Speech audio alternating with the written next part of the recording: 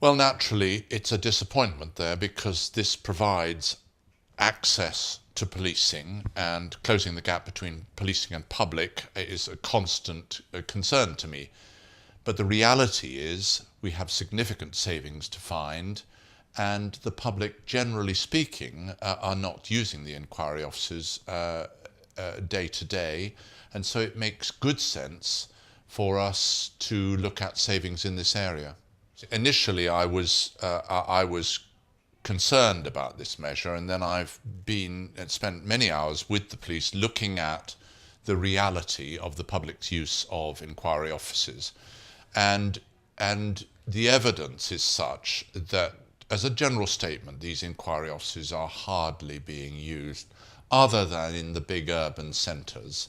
And the reaction to that, in terms of the package that the police have come up with, recognises where the offices are being used in the big centres, and also provides strong evidence as to where the public are really not using these offices. So my role is to act on the public's behalf and to try and reassure the public.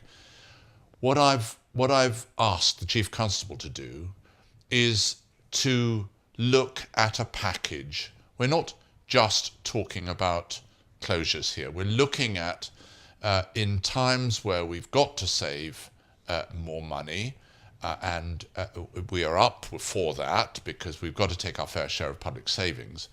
But I've asked the Chief Constable to come up with a package that looks in every area where there is a proposal to close a front office, and look at where there are compensatory measures for the public, and the public to be able to contact the police face to face when they need to.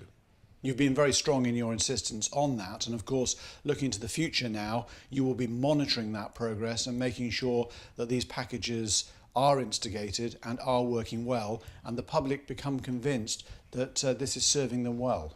Yes, yes, absolutely. The public should hold me to account. They do that all the time, and I should hold the Chief Constable to account. There is sound evidence that whereas we must always provide for those who don't have internet access, the majority of the public are happy to use the telephone, to use the internet, to deal online with issues with the police. That is the evidence that we have in front of us.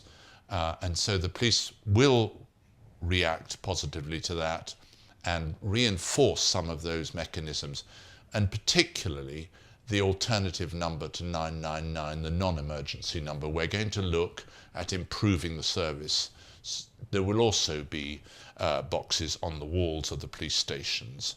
So I would rather not go through with this measure, but to protect the things we care about, which is the number of police officers in Devon and Cornwall, to protect the neighbourhood nature of policing and the contact with the public. As part of the economic conditions in this country, we have to take our fair share, and the degree of that fair share is another matter, because we're working very hard with the government to agree what that fair share is, but we have £12 million to find over the next 4 years, and this is one small contribution to that amongst a number of others.